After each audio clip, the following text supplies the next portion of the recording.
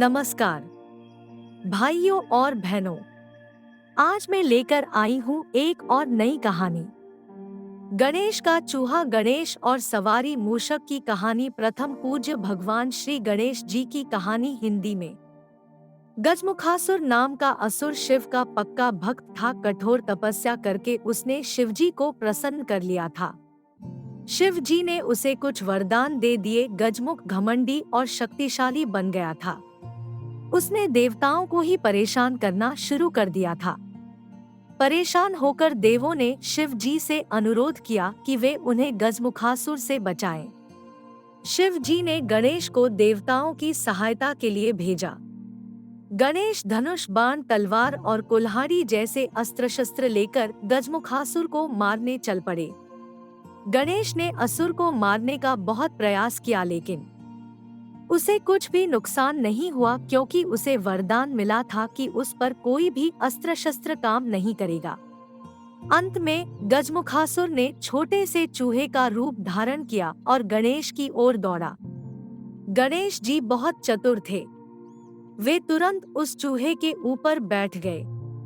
गजमुखासुर हार गया और अपने दुष्कर्म के लिए क्षमा मांगने लगा। तभी से गणेश जी भगवान चूहे की सवारी करने लगे। धन्यवाद सभी को। मिलते हैं अगली वीडियो में एक और नई कहानी के साथ। जय हिंद, जय भारत।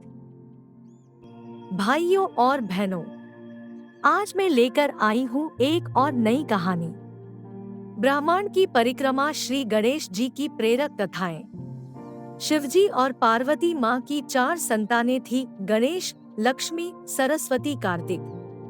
सबके अपने अपने वाहन थे। बुद्धि के देवता गणेश का वाहन चूहा था। धन की देवी लक्ष्मी का वाहन सफेद उल्लू था। ज्ञान की देवी सरस्वती का वाहन हंस था।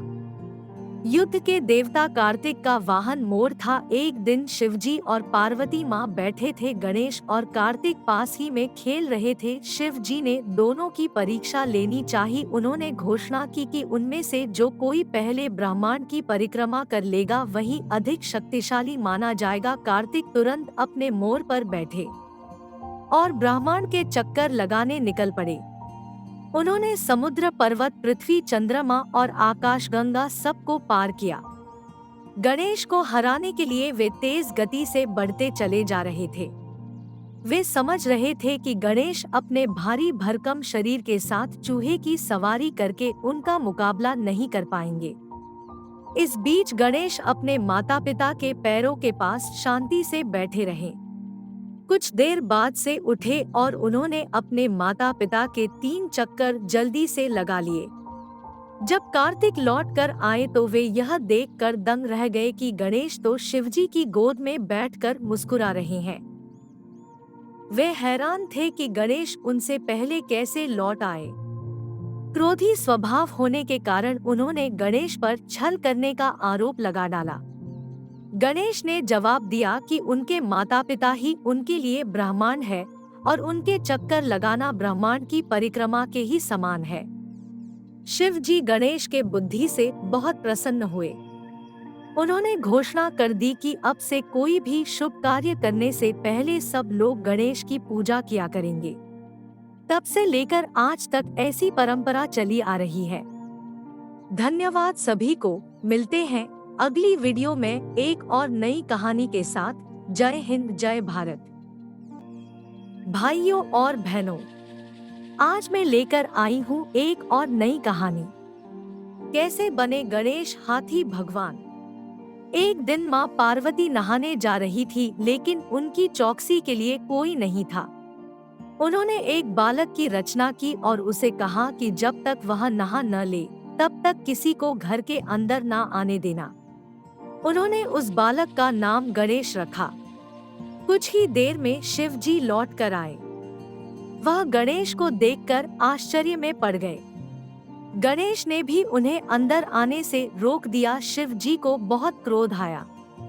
उन्होंने बालक से लेने के लिए अपने वाहन नंदी को भेजा, लेकिन गणेश ने नंदी जी को हरा दिया। क्रोध में आकर शिव जी ने गणेश का सिर काट दिया। जब पार्वती नहाकर बाहर आई तो उन्होंने अपने बेटे को मरा पाया। वह बहुत क्रोधित हुई। शिव जी उन्हें समझाने लगे, लेकिन पार्वती माँ ने रोना जारी रखा। उन्होंने शिव जी से कहा कि वह हर हाल में उनके बेटे को जीवित करें। शिव जी ने नंदी से किसी जीव का सिर लाने को कहा जो अपनी माँ के विपरीत दिशा में सो रहा हो। नंदी ने उनकी आज्ञा का पालन किया और जब वे किसी जीव को ढूंढने लगे तो उन्हें एक हाथी का बच्चा मिला जो अपनी माँ से विपरीत दिशा में सो रहा है। तो नंदी जी उस हाथी के बच्चे का सिर ले आए।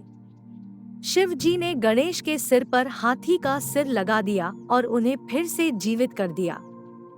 धन्यवाद सभी को। मिलते हैं अगली वीडियो में एक और नई कहानी के साथ। जय हिंद, जय भारत।